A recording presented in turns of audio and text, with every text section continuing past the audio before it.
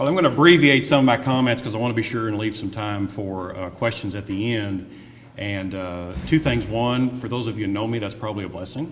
And two, I get to cut out all the really bad jokes before we get started. So we'll cut straight to some good information. So, and there's some information at your table as well. I'm going to refer to that just very briefly. But as the district director of the Small Business Development Center, one of the things that we're going to just cut straight through to this slide. Our focus is really to act as your consultant, okay? We've been in entrepreneurship and servicing the region at Murray State since 1981. The SBDC program was on our campus in 1981, and we've really enjoyed the opportunity to reach out. I say that this is our why. You hear that quite a bit now. Why do you do what you do and what do you do? And so I start off with a little bit of our mission statement. Why does Murray State play in the region that it's in? Well, part of it is what you can read there. We're there to be that activist and catalyst for economic growth and entrepreneurship support. My dean, Dr. Tim Todd, one of the challenges that he gave me when I started back in 2008 was make sure that we're doing good in the region through this program. Make sure that we're supporting our region from an entrepreneurial and economic development. Be that activist and catalyst to support. Find our role in each community. Some communities we're more of a leader or involved than others, but find that place. And so what we're trying to do is through that, both the academic assets of the university as well as our partnership with the Kentucky SBDC, which is a network of SBDCs throughout the state, as well as with the Small Business Administration, which is one of our funding partners as well, is really try to do what many of us are doing here. And I appreciate the opportunity to follow such an esteemed group.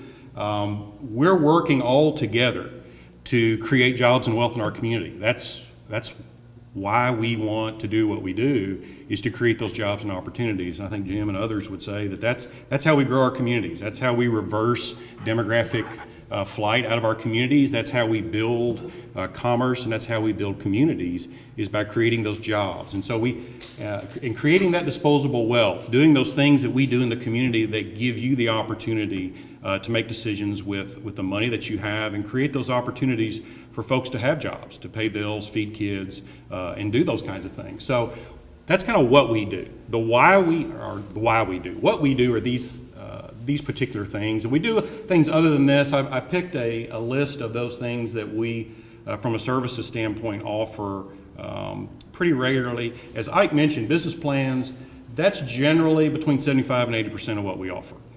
Working with startup businesses, pre-venture businesses that are doing just kind of the things that Ike mentioned. How are we helping navigate that client through what is the bank going to look for, or what are investors going to look for? We work through things like, what's the location going to look like? What do the financial statements need to look like? Part of what we try to do in our centers is really do a pre-bank review or a pre-investor review. Looking at the cash flow, looking at the profits, looking at the underlying assumptions.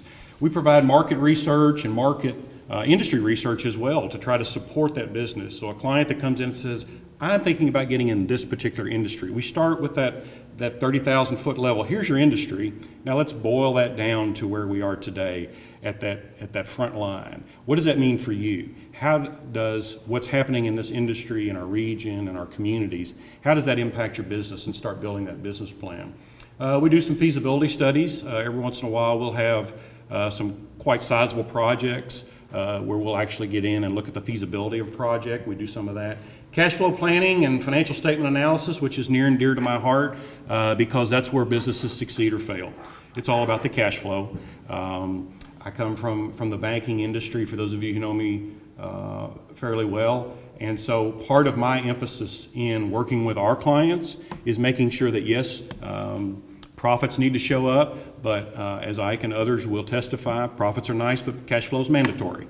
And so making sure that before we sit in front of that banker, or before we sit in front of our investors, before we even sit in front of our families and tell them about what we're going to do, or others that are going to be in our journey, we need to feel strongly about our business and understand how it operates. And part of that is showing that we're going to get out of this what we want. We're starting this business for maybe a multitude of reasons to support our goals, long-term, short-term goals. And we probably don't have on our goal list to lose everything we own or to have a business that's hemorrhaging cash, but making sure that we put in place those success processes and procedures and making sure that our business is going to be successful. Strategic planning, we offer some strategic planning. I won't go into that.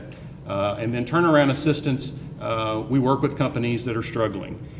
In 2009, 2010, we spent probably 80% of our time working with companies that were struggling after the Great Recession, going in and trying to figure out where the issues are, how do we fix them, how do we reposition them, how do we stabilize them. So we still offer that service. Luckily, it's not as in demand as it has been in the past. This is kind of our service area. We cover 24 counties. We have a team in Owensboro. They cover Henderson. And then we have offices in Madisonville, Hopkinsville. We have an office upstairs here in this building. And obviously we have one on campus in Murray. So we try to cover our region as best we can in making sure, because I believe, my team believes, I think we all believe in regionalism. What's good for one of us is good for all of us. And so making sure that we are working together throughout the region is very key.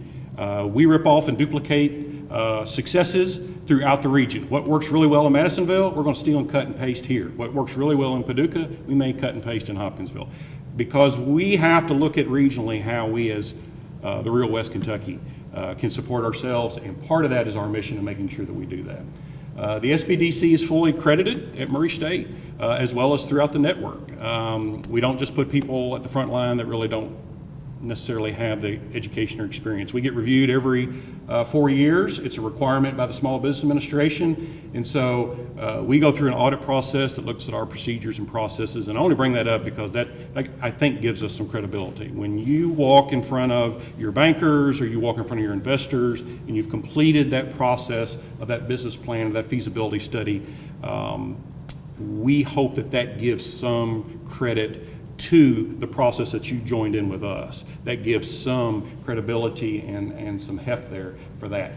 Just to kind of give you an idea kind of what we've done in the past, these numbers are a little dated, but you can kind of see some of the impact we have. 5 years over, we're now over $30 million in capital generation. This is a rolling 5-year. We haven't updated it for this last, I'm working with 3 different annuals, as you can imagine, the June, July financials, and then the fiscal year, and then December, January, and then there's one in there that's September, October. So whether you're Fed, state, or local, you got all kinds to play with. Quite a bit of direct counseling hours, and then we do tons of training. So whether we're working with you on a confidential, one-on-one basis as your consultant, or whether we're doing training, we're out there trying to grow that region. This is just a 1 year. Not necessarily so important. I really appreciate Jim's comments about business retention and expansion. Along that county map that you saw, part of the strength of our region is the businesses we already have in our communities. Those folks with proven business plans, those folks that have survived the storms. How do we find those individuals and grow them? How do we create one more job? How do we increase that revenue? How do we find where their opportunities to grow are? And so while we work with Pre-Ventures as well, about half of our business is really reaching into BR&E, which is that economic development component of business retention expansion. The city's done a great job. We've worked with them and continue to work with them on how do we identify that. And I'm very excited about this new position because we really feel as a university that's going to be a great opportunity for us to connect and continue to work with the chamber and the EDC at finding those businesses in our community that need that assistance. How do we stabilize them? How do we grow them?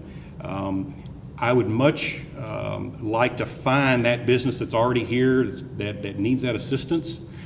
Startups are great, and we love startups. We love that innovation. We love that opportunity, but we also love those existing businesses, and showing them that support becomes really key as well. Here's some contact information I'm going to leave with you. I've got some business cards as well. You have 2 sheets on your table. It's a paperless society, right? So I mentioned that earlier. But one is about grants. We get tons of questions on grants. And so I wanted to leave you with a flyer that talks about those grants. Also some resources on how to identify some of those through grants.gov. The other thing I wanted to mention is you mentioned Sprockets. Sprockets is a tremendous program. This started a couple of years ago in trying to find folks in the innovation area in the telecommunications systems program and really develop some innovation hub placemaking. This has grown tremendously. We're very excited about the opportunities that are growing. You're going to see this program expand dramatically, I think, in the next 6 to 12 months. This has been part of a statewide initiative under the Kentucky Academy for Economic Development called RISE.